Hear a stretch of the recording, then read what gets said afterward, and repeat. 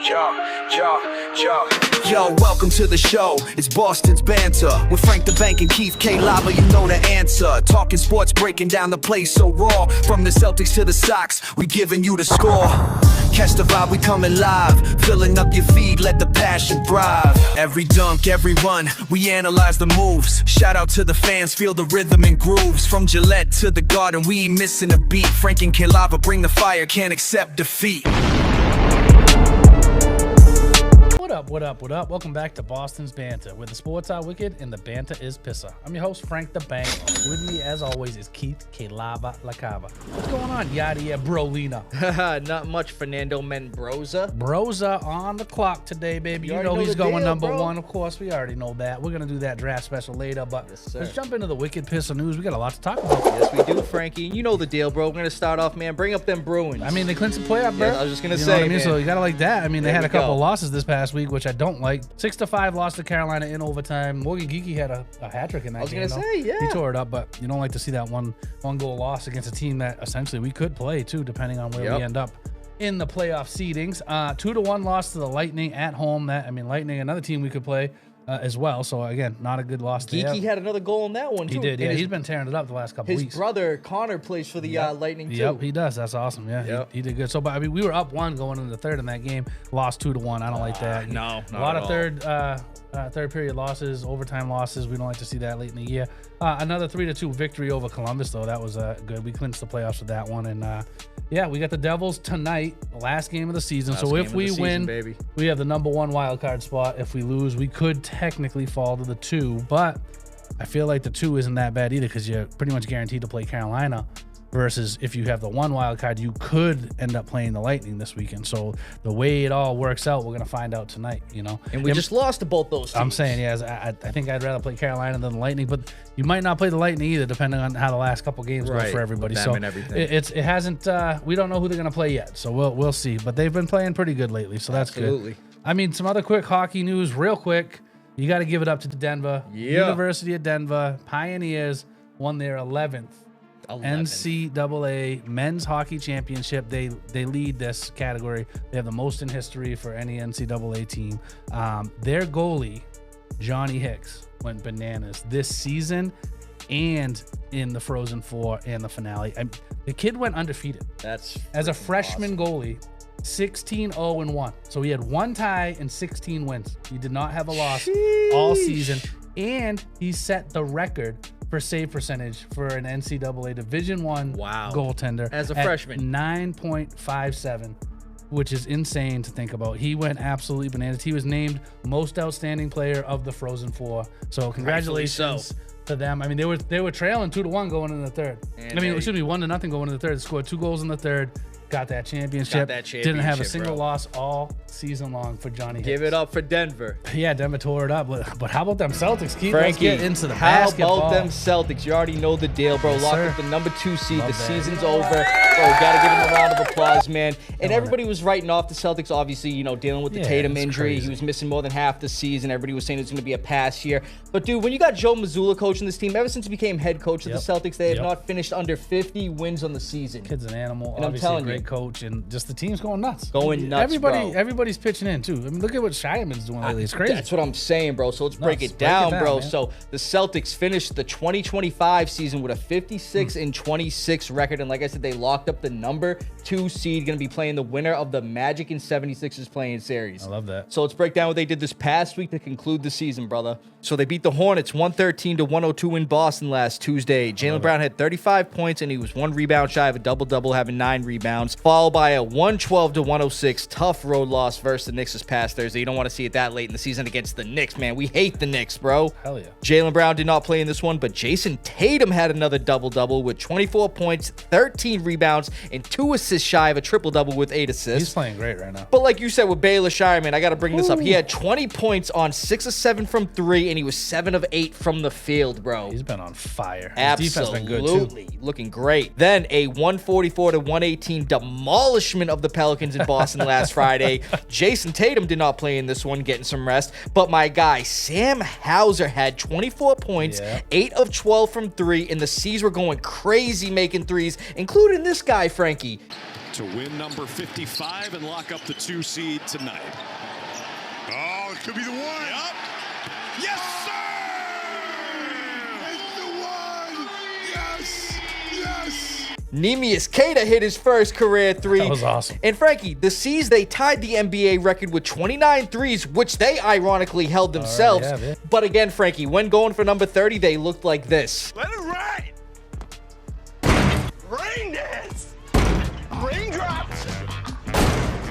Yeah, there he is. So it's been a while since we had to bring up that. But remember last time? Last year it when was last year they were going for the 30th and they kept bricking? Same thing. And lastly, a 113 to 108 home win versus the Magic to end the season. Yes, C's sir. had none of their starters or key bench guys playing. In the Magic, mind you, they had all their starters in. Baylor Shireman, career high, 30 points. he went crazy. Luka Garza, career high, 27 points, 12 rebounds. And Ron Harper Jr., career high, 27 points and 7 It's rebounds. insane Frankie. to see these guys coming off the bench, playing a lot of minutes late in the year. We're resting a lot of our guys, and they're killing it. Garzilla, they're calling I him. love that. Sick. Shyman's been an animal. But Frankie, real quick, speaking of Neemias Queta hitting that first career three, I just got to bring up this stat real quick. So Queta became the first Celtic since the great Robert Parrish to have 600 rebounds, 90 blocks, and 50 steals in a single season. And again, I'm going to say it. Thank you, Kings. Got it from the Kings I for know. like nothing. Queta's been great for us. That's right, Frankie. Yes, So, sir. Frankie, before we get into the Red Sox, which I know they're still kind of looking Yeah. like man, you know, they're tied with the White Sox and the Rockies. I got some actually WNBA news, and this is interesting, bro. So the Dallas Wings actually had the first overall pick for the second straight year, and they drafted UConn guard Ozzie Fudd. Interesting story behind this, though. Her girlfriend is also former UConn guard and current Wings guard Paige Beckers. So the yep. couple are now teammates again in Dallas. That's awesome. Isn't that interesting, That's bro? pretty cool. That's awesome. You Good think for that kind of played a role in it why they drafted her? I mean, she's good. She's real good. No, but she's that, real good. I mean, I'm sure Paige Beckers wanted her She was there. like, listen, draft my girl. If they ever get in a fight, though, or they break up, that might be a problem. That might be a problem, Somebody's Frankie. getting traded. That's right. But Frankie, do it, man. Get into the Red Sox Yeah, I mean, update. we're 6-10. 6-10. I mean, they had a winning week, so that's good. They went 4-2 this past week. I can't complain about last that. in the AL East. I know they're doing terrible. The start again. You start out 2-8, but again 4-2 this week. Not a bad thing. I mean, yeah, you're right. 3-2 versus the Brewers. You know, 1-run. You know, Brewers were a good team last year. You know what I mean? They won their division, so that's a good team. Trevor Story at the end got that good Yeah, one. that was great. And then a 5-0 shutout against again a good Brewers team. Sonny Gray went 6 1/3 innings. He pitched great. It was probably our most complete win this year, in my opinion. I mean, decent amount of Nice runs, shutout. The pitching was phenomenal. I mean, again, Brewers were a good team last year, so they got a decent team, and their coach won Coach of the Year 2 years in a row. Back to So back. it's like you Yep. know that you look at that and like, okay, you just beat a good team. You won a series against a good team. Right. They lost to the Cardinals 3-2. That was a bad loss. Cardinals are not that good. But then the next night we won 7-1, which obviously that's great. 9-3 win against the Cards. So we won 2 series in a row. You like to see that. But then last night, we got to talk about last Oh night. my 13-6 blowout loss to the Twins. They were crushing the ball. First of all. Secondly, Crochet man. was awful, god awful. 10 earned runs, highest in his career. Worst He in his only career. went 1 2/3 innings. He pitched absolutely god awful. Last year, he only hit 4 batters all season. He's already hit 3 this year. That's crazy. So I mean, my prediction of him winning the Cy Young is not Mine looking too. good. So it's like. I don't know what is going on with his command this year, but he hasn't looked right. I hope he gets right. Maybe you put him on a 15-day, IL stint or something just to get him right, but he has not looked himself. No, the man. first start, he looked great.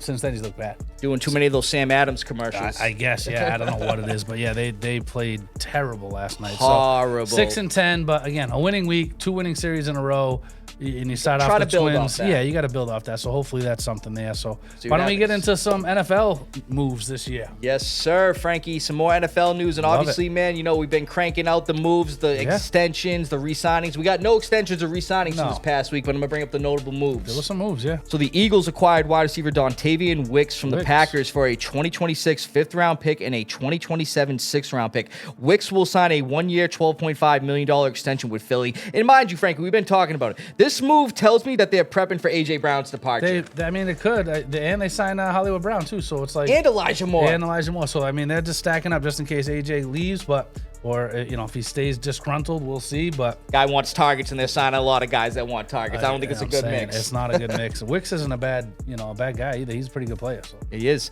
Speaking of the Packers, though, the Seahawks are signing former Packers running back Emmanuel Wilson to a 1-year, $2.1 million deal. Now, Wilson could potentially be looking at significant time as fellow running back Zach Charbonnet recovers from that knee injury. Yep. Cardinals signed wide receiver Devin Duvernay to a 1-year deal. He hasn't been doing much the last few seasons. He hasn't. But let's see what he does potentially in Arizona. I like the Emmanuel Wilson signing, though. I mean, he was great when Josh Jacobs was out. That's right. Really good. Put up some good numbers. Oh, yeah. Great numbers. Chargers signed former Patriots first-round draft bust guard Cole Strange to a 2-year, $13 million deal with $9 million guaranteed. How's this man getting a contract like that? Hey, good for him. Get What? paid. Come on, bro. 49ers signed cornerback Jack Jones, another former Patriot, to a 1-year deal. Mind you, the man has 4 career pick sixes and 8 total INTs in his career, so that's a nice ad for San Fran. Falcons signed former Chiefs tackle Juwan Taylor to a 1-year, $5 million deal. He signed a 4-year, $80 million deal with KC in March of 2023, but clearly that didn't work out. No, so absolutely now not. he's with the Falcons. They need some O-line help. That's a good play, though. Lions side wide receiver Greg Dortch to a 1-year deal, seemingly to replace Khalif Raymond. And lastly, the Jags have signed former Commanders running back Chris Rodriguez Jr. to a 2-year, $10 million deal with $6.2 million guaranteed. Mind you, I don't blame him for leaving. The Commanders, they got a crowded backfield. Though, mind you, I think it's just him and Bayshell Tootin right now. Tootin, yeah. I mean, ETN's gone. that's a lot to pay him, honestly. That's what I'm saying. They might $5 million. Yeah, is a lot. He actually Chris put up Rodriguez, some he's decent not bad. Not bad, But I mean, he didn't really thrive when he had the chance to either. So I don't know. they might have a roll with him, Frankie. We'll I see like what it. happens, Hey, he's a brother. good catching back for sure. Yes, sir, Frankie. That's all we got, bro. Another great Wicked Pissah news. I mean, Red Sox had a winning week. We had a lot of NFL moves. Patriots, man, they got some transactions going on. Well, why don't we just jump right into the Foxboro focus? So, Frankie, like I said, man, the Patriots hasn't been any big trades that we want to see, any big signings yet. Nothing yet. But there were some transactions this past few weeks that we're going to bring up because we haven't had Foxboro focus the last few weeks. So let's bring it up. Patriots will exercise the 5th-year option for cornerback Christian Gonzalez. Gotta do that. Oh, absolutely. The 5th-year option is projected to be worth $18.199 million, fully guaranteed for the 2027 season. The Pats look to be getting a long-term deal done with Gonzalez. It's definitely a necessity, like we've talked about. Absolutely. Since being a first-round pick out of Oregon in 2023, he has proved to be a true elite lockdown corner who has went 304 consecutive coverage snaps without allowing a touchdown. Mind you, in his 3-year career, he's only allowed 5 touchdowns. Get this man signed immediately. I love that. Patriots trade linebacker / safety Marte Mapu and a 2027 7th-round pick to the Texans for a 2027 6th-round pick. He was a 2023 3rd-round pick of the Pats out of Sacramento State. The Pats originally wanted to release him, but were able to find a trade partner. Now, with the Patriots signaling a roster reshuffle, particularly at linebacker and Mapu being in the last year of his contract, we kind of saw this move happen. Yeah, it's either that or you get rid of release him. At least you got something back. That's what I'm saying, bro. 6th rounder, whatever. He played primarily special teams last year, so this seemed like an inevitable move. Yeah, it is. And lastly, the Patriots have signed former Giants defensive coordinator Shane Bowen as a defensive analyst. Now, Bowen was the Titans DC during Mike Vrabel's tenure with the Titans from 2018 to 2023. So another move on the staff with a coach who Vrabel is familiar with and trusts. I like it. So the Patriots, man, they're making some moves. But, hey, let's wait to see that A.J. Brown move. I want to see A.J. Brown. I hope we have a good draft. Let's go, boys. Throw in Debo Samuel, too. I love it. Yes, love sir. it. Love it when it's quick Foxboro focus, but we got a LaCava Rams. You know what I mean? We got a good NFL. Like, you hear that jingle? I love that. You know what time it is. You know what deal it is, bro. So we're going to do what we did last year. We're going to have our mock draft of the top 10 picks. So that's what we're going to do in the LaCava round today. So, Yes, sir. I mean, we already both kind of said it. I'm sure you're going for Fernando Mendoza at number 1. Oh, number 1 to the Raiders, Fernando Mendoza, I mean, that's 100%. Heisman winner, that's automatic. Why don't we just jump right to the 2 pick where the Jets are sitting? Who do you got the Jets taking? So at number 2, Frankie, I got the Jets taking Ohio State defensive end / linebacker Arvell Reese. Oh, I like that. I like that. So it looks like the Jets are prepping for a complete defensive overhaul. The Jets look to employ a new 3-4 look on their defense, which will require players with scheme flexibility, and that's one of Reese's strengths. Yep. He has the ability to play in multiple spots, defensive end, inside and outside linebacker, and Aaron Glenn could use him as a chess piece, moving him around the defense and keeping offenses guessing. His numbers last year weren't eye-popping, only 6.5 sacks, but his measurables, Frankie, Frankie, are freakish. At 6'4", 241 pounds, he ran a 4.46 and has huge potential, especially to the defense looking to create a spark. Now, the Jets also had dinner with Reese 2 weeks ago and spent extra time with him at Ohio State's Pro Day. The Jets have a ton of defensive options at number 2, but I think they lean towards Reese as a scheme fit as a hybrid. I mean, I have Reese either there or 3, and I actually went with Bailey. So I went with David Bailey, edge rusher, Texas Tech. He led all of FBS last year with 14 and a half sacks. Yeah. Like you said, the Jets really need it. They have an overhaul going there. I mean, I think they need an edge guy like that has a ton of sack, ton of potential. So it's either Bailey or Reese. And whoever doesn't go second is going third. So, we can jump right into Arizona. I have Arvell Reese going to Arizona. So who do you got there? Frankie, you called a swap, bro. Yeah, so the Cardinals, I got it. Texas Tech defensive end David Bailey. So, there you go. But like I even said it here, bro. I could see Bailey going number 2 to the Jets. That's like you just said, he led the FBS 14 and a half sacks, he did. 81 pressures, second most in the FBS. And he's got potential to be a high-impact starter who can produce sacks immediately, which the Cardinals need. The Cardinals, fifth to last. That's what I'm saying. I got here, too. They finished with only 30 sacks this past season, and edge rusher is a priority for them. So they need some versatility on the defensive front, too. He is comfortable working as both a stand-up linebacker and with his hand in the dirt. He can provide a lot for a struggling defense, either on the Jets or the Cardinals. I like either one of them at 2 and 3. Those guys at 2 and 3 in my book, either way you look at it, unless one of them trade back. The Jets were second to last in sacks last year. Arizona was fifth to last in sacks last year. So those guys need sack help and edge rushers. These two are the best 2 in the draft, in my opinion. Right, so it's either going to be Reese at 2 and Bailey at 3, or Bailey and flip it around. Yes, sir. Reese at 3. So why don't we jump right over to Tennessee? Who you got going here? Frankie, I got the Titans taking Notre Dame running back Jeremiah Love. I like that. So the Titans drafted their franchise quarterback with the number 1 pick in last year's draft, obviously Cam Ward. Why not give him a dynamic complementary piece at running back, especially the most dynamic offensive player in the draft? He has elite speed, 4.36 40-yard dash, and add good receiving skills to that. I think the Titans would be dumb as to pass up on Love. They were the 30th ranked rushing offense this past season, and I could see either Tony Pollard or Tajay Spears getting traded or cut.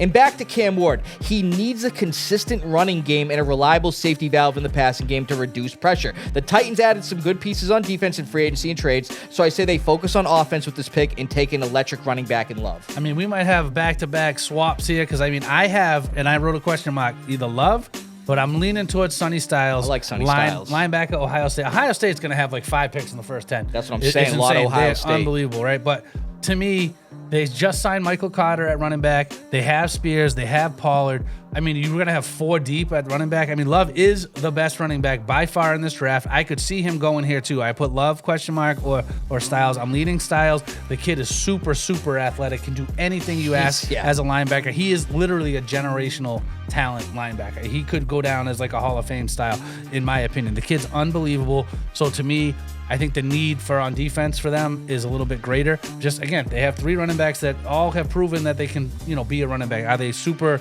talented like Love or young like Love? Well, no. 30th ranked you know rushing what I mean? Speaks volumes. Yeah, that does. I mean, that has to do with and their Michael line, Carter too. is not going to move that needle. No, he ain't moving the needle much, but as a third depth guy, he played pretty good last year for the Cardinals. No, you're right. And again, their line needs a lot of help too. So the Tennessee could go line here too, offensive line, but I don't think you can pass up on Styles here.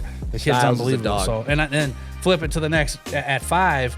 This is a weird pick for the Giants, but I actually have Love going to the Giants here. Not bad. I could see that, especially with Cam Scadabo's injury. This is a tough pick for the Giants for me. So going to the 5th pick, again, Scadaboo looked great. He is looking like he's back already. He's at voluntary workouts. I don't know how much he's getting in right now, but that was a gross injury. Yeah. They still have Singletary and Tracy, I believe, on the roster. I could see one of those guys being cut or traded. Right. So, but if I'm the Giants, I might think of trading back because they need so much help all around, really. That line really needs attention. I feel like the line and protecting Jackson Dart, he got leveled. How many times? How many concussions the guy got? He don't even know his own name anymore. I know. But at the end of the day, I really, and knowing John Harbaugh and what he said year after year after year, you always take the best available player in the draft. And at that point, Jeremiah Love will be the best player if he's still there at 5. At 5. So I could see him and Scatterbo being a 1-2 punch. When Scatterbo comes back. Right, when Scatterbo comes back. I feel like that could be a phenomenal I like 1-2 that. punch. So, I mean, who you got the Giants taking? So here? at 5, Frankie, I got the Giants like you were just talking about. I got him taking Sonny Styles, bro. Sick. He's so nasty. Like you were just talking about, the kid is a pure all-around defensive athlete at 6'4", 244 pounds, a 4.5 40-yard dash with insane versatility to play on the inside, edge, or even in coverage. The kid is unreal. Bro, and the Giants being 28th in total defense last season, and even worse, they were 31st in run defense, could use the help. New head coach John Harbaugh and new defensive coordinator Denard Wilson are also looking for a versatile centerpiece for that defense, and Styles fits that style, no pun intended. Now, linebacker Barbie Okereke is still a free agent, but the Giants still got some studs on that defense, in my opinion, and Styles could step in and become an immediate starter alongside free agent signing Tremaine Edmonds. Imagine Tremaine Edmonds and Sonny Styles on your linebacker unit, bro. Yeah. I think the Giants can strike gold here. If Styles falls there, that'd be crazy. And last year they got Abdul Qadir, who obviously is going to be nasty, but he wasn't quite slow. Yeah, he started slow, but I feel like if they could stack him up there, I think that would be great. So at the end of the day, that would be a sick pick for them. I mean, I could see him trade him back too, because it's just such a weird pick. Like, do you take Love? Do you take go defense? Do you go offensive line? They need offensive line and defense more than running back. Offensive lineman, but too. like you said, Scatterbo got hurt, and like who knows? Like, that was a gruesome injury. You know what I mean? So they're gonna need the help there. They might need I some could see help. them going Love, but I could also see him going Styles too. I love it. If Styles is there, you got to take Styles. Absolutely. Right. To me, it's Styles is one of the top 3 guys in the draft. in my Freak opinion. athlete. You know, if not 4. You know what I mean? So why don't we jump over to the Cleveland Browns? This one's crazy too. Cleveland needs like so much. Yeah, Like, they what do. do they even do? Like, it's like, I don't even know. What do you got going here? I got a So, couple people I like here. I'll tell you what they do, Frankie. They go Ohio State wide receiver Carnell Tate. Ooh, that was one of my guys I have too, but that's not who I went with. Bro, so for starters, the Browns need all the help they can get on offense. Yep. Running back Quinshawn Judkins is still injured. Tight end David Njoku's gone. Yep. And they might have one of the worst wide receiver corps in the NFL. Oh, it's terrible. The Browns had the 31st passing offense in the NFL this past season, and Tate could help out tremendously. It's At nasty. 6'3", 195 pounds, he has high upside wide receiver 1 potential. And the best part, Frankie, he had 0 drops this past season for Ohio State. The Browns wide receiver 1, Jerry Jeudy, led the NFL in drop passes last season with 10. Of course he did. He was one of my fantasy wide receivers. Of course. Tate can step into that offense and make an immediate impact. And lastly, the guy played collegiately at Ohio State. Why not start your pro career in Ohio with the Cleveland Browns? I like it. You know what I'm saying, Yeah, Frankie? I think that's a good pick. I mean, I could honestly see them trading back and getting a little bit more draft capital this year. Honestly, I could see KC moving up to this pick, getting a wide receiver. That'd be crazy. Or getting, who I think will go here, is Reuben Bain Jr. Reuben Bain. Okay, so he went bananas in the FSB playoff last year for Miami. Yep. The kid is an absolute beast, edge rusher. Again, just playing out the highest stage this year, he was just so disruptive. So to pass on him's crazy. But again, I feel like Cleveland, they have a good edge rusher, obviously one of the best in the business. Pair him you know with- what I mean? with But Myles Garrett. Yeah, so you compare him there. But I see if Cleveland's smart, they come back a little bit in the draft, maybe to 9 where KC's picking. They still get one of the top 2 receivers at 9, in my opinion. Maybe they grab another 3rd or 4th round pick in that, get a little, because they need so much. They do. And they have a high pick. It's like, if you can get some draft capital, why not take it? Why not? Why and not? still be in the top 10 picks. I think that makes a ton of sense for them. But I like Bain Jr. here. They would have a crazy D-line if they took Bain, especially with Mason Graham, Myles Garrett, and then you have Reuben Bain. I mean, that's what would be unbelievable, like for them. But again, I just feel like Bain's going here, whether they trade it or keep it. So, Right. But I see Tate. I put Tate or Bain. So those are my 2 guys that I like here. So why don't we Frankie. move over to number 7? Another team that is just needs some struggling. work. 2 years ago they were great in the NFC Championship. I'm saying. And now Washington Commanders are on the clock at 7. Who do you got here? And I think we might have the same guy. Go Frankie, ahead. I got another Ohio State Yep, player, me and I too. got safety Caleb Downs. I knew you were That's going right. there. I Finally, knew we you were got one going with there. the Let's same, go. dude. I knew it. So the Commanders were towards the bottom in practically 27th every ranked. defensive category last in season, picks. especially total defense. They were dead last. We talked about it many times. Yeah, scoring defense was 27th. Bro, Dead last total gross. defense. They only had 8 picks last year. Downs is considered a Swiss Army knife kind of defensive player, capable of running a defense for a significant amount of time. Yep. He honestly fits every need for the Commanders on a defensive level and can provide immediate impact as a day one starter. I knew you were going this route. Bro. I knew we were thinking the same on this. Dude, but for starters, they could use some safety and cornerback reinforcements, and why not a guy who can play in the box, free safety, and why not a guy who can also play in the slot too and be aggressive on run support? Mind you, Commanders were 30th ranked in run defense as well. They need a lot of defensive help. That's Dude. what they'd be if Daniel stays healthy and they load up on defense this year, they could be back where they need to be. They need the help, bro. But mind you, his versatility alone should be everything Washington is looking for, Oh my considering God. how bad they were on defense So last bad. season. And he could give a boost to that struggling pass defense. If he's still there at 7, which he should be, Washington shouldn't pass up on He's this the best guy. safety in the draft by far. And like you said, everything, he can do it all, you know. He can And do it all. they only had 8 picks all last year. So it's like that's a no-brainer for me. So Caleb Downs. I had a feeling you were going that route too. We Yes, might be going the sir. same route on this one too. New Orleans Saints at 8. Who you got here? Frankie, we ain't going to be going the same route on this one because you already named this guy. I'm taking the Saints to take defensive end, Ruben Bain. Ruben Bain. Jr. Okay. So Bain actually recently came out and said, I can play anywhere on the line. Everything I do is second to none. Mind you, even if Cam Jordan re-signs with the Saints, the team still needs to find another presence on the edge, and Bain gives them a physical beast as a pass rusher and a run defender, and they need a new long-term starter to provide a spark like Jordan did at defensive end. Yep. Bain is considered a perfect match for the defensive scheme in New Orleans too. And not only that, Frankie, Saints coaches and scouts were spotted at Miami's pro day specifically observing I like him. that. And to be honest, the Saints could go wide receiver here, but they currently lack defensive line depth. And I personally think Bain is their best option. I am going a different route here. I'm going wide receiver. So we talked a little bit about their need at wide receiver. We talked about it with Juwan Jennings being a good slot guy, right? Right. So I'm looking at, you have either on my draft board, we have Carnell Tate or we have Mekhi Lemon. So to me, I'm going to Mekhi Lemon here over Tate. I like both of them. They're my top 2 favorite wideouts in this draft. But Lemon underneath routes are insane. The kid's unreal.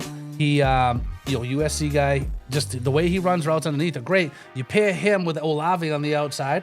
I mean, why not? I mean, Tate's more of an outside guy, so why not go get the underneath guy, the slot guy that actually runs the best routes underneath? I think it would fit great. It would, and Kellen Moore likes a guy like that too, and that offense would be good for Tyler Show. So I'm going offense here. Mekhi Lemon. Yeah, I like Mekhi Lemon here. So Not bad, Frankie. yes, sir. What do you got at KC at number 9? At number 9 for the Chiefs, bro. This is a high pick for them considering where we've seen them the So last high for 5 them. years, always in the Super Bowl and whatnot, having the lower first-round picks. Yep. But Frankie, I see them drafting LSU cornerback Mansour Delane. Delane, I like Delane a lot, actually. So, especially after trading star cornerback Trent McDuffie to the Rams and having virtually no corner depth, the Chiefs could find a new core piece in their secondary with who some analysts call the best corner in the draft. Yeah, he could Now, be. the Chiefs don't need to focus on offense in the first round, in my opinion. Both their first-round picks, this one and the 29th, should be defense. In Delane's case, he fills a massive void for the Chiefs. Mind you, too, I forgot about this. They also lost cornerback Jalen Watson in free agency, too, and he brings an elite, versatile playmaking skill set who fits DC Steve Spagnuolo's press coverage scheme. I like that. I Now, like that. Delane is great at playing aggressive bump on wide receivers at the line and can play effectively on the outside and in the slot, providing some flexibility for the Chiefs' new evolving secondary. And with his 4.35 40-yard dash speed, we all know the Chiefs, man, they love speed, so this seems like a perfect fit. I like it. I like that a lot too. I mean, again, I think KC trades up with the Browns and hopefully they get that 6th pick and they grab what they grab. But I kind of still like Carnell Tate here. Everything Tate. you already said. Man, they'd have some crazy I'm wide saying if receivers over there. again, if it goes to the Browns, if they do swap picks here and the Browns pick up an extra pick, I think that makes the most sense for the Browns either way. But KC to me, if Tate's sitting there, I mean, Rashee Rice, who knows? He's always got off the field troubles, and they lost Hollywood Brown, so it's like Kelsey ain't getting any younger. Mahomes needs those weapons too. I know the defense needs some needs assurance. but I feel like if you can get a top 2 receiver in this draft, pair him with Mahomes. I mean, Mahomes ain't getting any younger. He's still got years left. Don't get me wrong. Right. But you pair a young guy with him, that could go crazy. Man, Him and Rice. that might be filthy, bro. I'm Tate saying and Mahomes. To me, it's like, again, if they swap picks, Browns are going to take Tate. Hopefully here, but I think they need wide receiver help too. But KC, to me, Tate's going at 9, and that's just what I got for everything you already talked about. I like that, Frankie. Yes, sir. Let's get into the number 10 pick, the Cincinnati Bengals. This team, I mean, God only knows. They need everything almost. It's crazy. Yes, sir. So, What do you Frankie, got? I got the Bengals taking Tennessee cornerback Jermod McCoy at number 10. So this is what I wrote here. McCoy or Mansour that you just talked about. Wow. So Bro, I you was got the right corners there. going in the later Yes. top 10. Yep. So another team with a need on numerous defensive positions, especially at cornerback. The Bengals had the 31st ranked defense and 26th ranked pass defense this past season. McCoy may not have played last season due to a knee injury, but his 2024 numbers gained insane. notice We're among insane. scouts. Yep. He was named first team all SEC, having 4 INTs and 9 passes Yep. defensed. He had a 38-inch vertical and a 4.38 40-yard dash at his pro day and could fill a dire need for the Bengals secondary. The Bengals currently have 2 starters on contract years too, and drafting McCoy could provide a potential anchor for their future. Now, if Mansour Delane falls to 10, I wouldn't be surprised if the Bengals got to go that route. Yeah, Take him. that's who I got. I You know got what I'm Delane saying? going 10 here. But I think McCoy falls to 10 and the Bengals pull the trigger drafting this kid. I mean, it's gonna be Delane or McCoy here. That's exactly what I have written down for all the reasons you just said, and they're both top 3 guys in this draft for corners. So Definitely it's like needed some secondary help over there. I mean, I think that again that knee injury may scare a few teams, but he's gonna be a top 15 pick in my opinion. McCoy is, right. but that's why I'm going Delane here, just because you have a little bit more on it, and you're not as scared about coming off that rehab. It's true. So that's why I have him at 10. But a lot of good picks. Where all of our picks are very similar. That's You know, right. nothing That's crazy. right. So Man, I mean, either swapping them or anything. But Yeah. Frankie, the draft is next week. We would be doing this next week, but you won't be here. I won't next be week. here, everybody. But yeah, I mean, Ben's coming on, I think, so that'll Yeah, be cool. to have so him on, that'll be so. cool, man. But Frankie, Thanks, we'll have Ben. to see how our draft picks looks in the top 10. Yes, sir. We will recap them, brother. Love it. Man, another great lava round. I love doing these predictions. These mock drafts are a lot dude, of we fun. love You know it, what I mean? man. Like, thank you guys, liking, subscribing. I turned this ringer off, I swear. Bro, no, you didn't. Hello? Our daughter's been missing for 8 years. Damn, bro. Sorry to hear that. What was she doing? In a 3,000-year-old sarcophagus. 3,000-year-old sarcophagus. I don't know, man. That's some weird stuff. What happened to Katie? Listen, man, I really don't know what the hell you're going through. I'm really sorry about all that, but we're trying to do a show. I don't know, man. That's crazy. Frank, what was that all about? I don't know, man. That's just, it's just crazy. Whoa! Frank, this is creeping me out, man. saying. What the hell is it? You know what it is. Lee Cronin's The Mummy. This looks scary and awesome. Yeah, they're starting to call this Evil Dead Egypt. Yeah, I Looks like that that. creepy, This looks bro. real creepy. Bro, I'm telling you right now, too, not to get mistaken with Brendan Fraser's The Mummy, but this movie makes that movie look like The Wizard of Oz. I agree with you on that. All right, well, Frank, I'm creeped out now, man. We got to get the hell out Get of out here. of here. From Beantown to your town, stay Wicked Pissah. From Foxboro to Yerbo, thanks for listening, everybody, and we're going to see you next week. Frank, what the I hope I'm not next.